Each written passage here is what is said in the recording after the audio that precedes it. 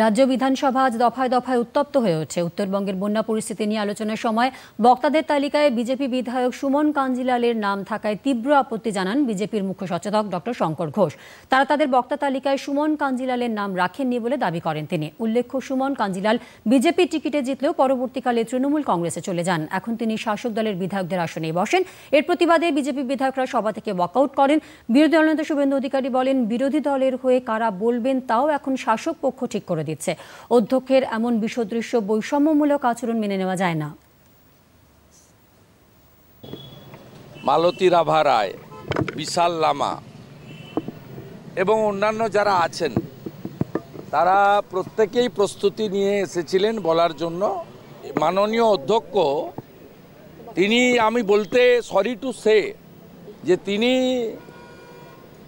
তৃণমূলের স্পিকার না বিধানসভার স্পিকার। আমাদের যে প্র্যাকটিস আছে সেই প্র্যাকটিসে হচ্ছে আমরা 60 মিনিট পাবো।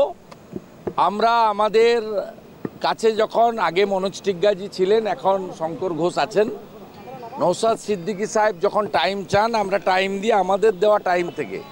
দিস ইজ দ্য অ্যাকচুয়াল মানে রুলস অফ দি হাউস। প্রথমত পলিসি ঠিক করে 75-25 না 60-40 না 50-50 অ্যাসেম্বলি। এই 50-এর মধ্যে আজকে 2 আওয়ার্সের মধ্যে 60 মিনিট আমাদের ছিল।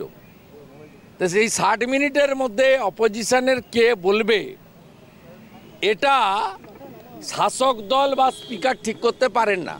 আমাদের বিধায়করা বাধ্য হয়েছে এই অগণতান্ত্রিক, অবৈধ এবং এই রকম সুযোগ সন্ধানী সিদ্ধান্তের প্রতিবাদ করতে। প্রতিবাদের রাস্তা কি?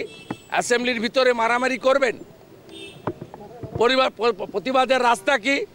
অ্যাসেম্বলিতে স্লোগান শাউটিং করবেন? করেছেন, বাধা দিয়েছেন, বোঝানোর চেষ্টা করেছেন, করেননি।